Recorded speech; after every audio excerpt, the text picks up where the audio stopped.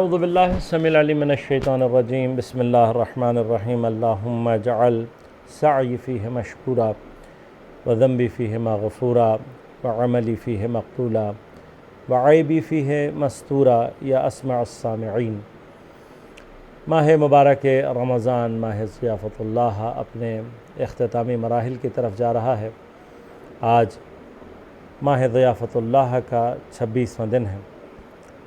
خدا کی ضیافت کا مرحلہ آہستہ آہستہ رخصت کی طرف ہے۔ امام معصوم ہم سے فرماتے ہیں کہ آج کے دن پروردگار سے یہ کہہ کر دعا کرو کہ پروردگار عالم،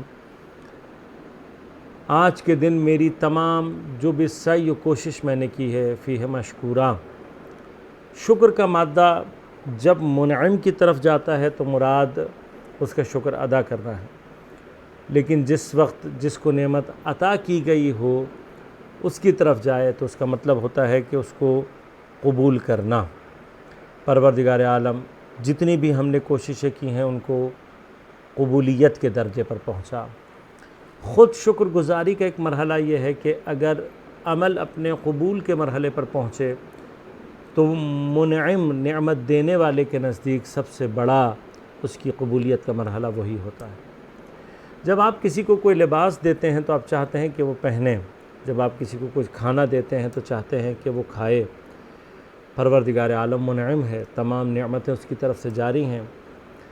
جو نعمتیں اس نے ہمیں دیں، نعمت عقل دی، وہ چاہتا ہے کہ ہم استعمال کریں۔ آنکھیں دی ہیں اسی کی خاطر استعمال کریں، کان دیے ہیں خدا چاہتا ہے کہ اسی کے لیے استعمال کریں، اس کی اطاعت میں استعمال کریں۔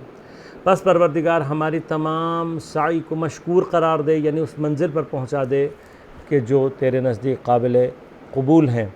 وذنبی فیہ مغفورا، اور اس تمام کوشش کے دوران پروردگار جو بھی مجھ سے گناہ ہوئے ہیں ان سب کو معاف فرما۔ وعملی فیہ مقبولا، ماہ مبارک رمضان کے علاوہ بھی پروردگار عالم ہمارے تمام اعمال کو تو نے ہی قبول کرنا ہے۔ آج کے دن میرے تمام اعمال کو قبول فرما۔ وعیبی فیہ مستورا، اور پروردگار عالم میرے عیوب کو چھپا، اس لیے کہ تو ستار العیوب ہے۔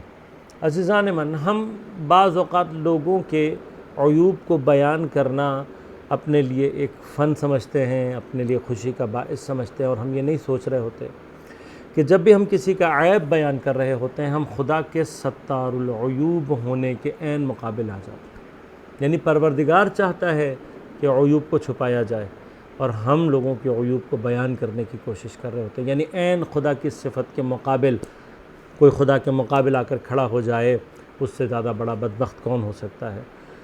پروردگار تو نے اگر ہمارے عیوب کو تو نے نہ چھپایا ہوتا تو ہم کسی کو منہ دکھانے کے قابل نہ ہوتے۔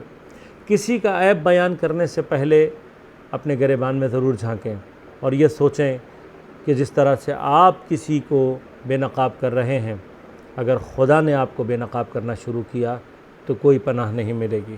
اے پروردگار ہمارے عیوب کو چھپا، یا اسمع السامعین، اے تمام سننے والوں میں سے سب سے زیادہ اور بہتر سننے والے۔ والسلام علیکم ورحمۃ اللہ وبرکاتہ۔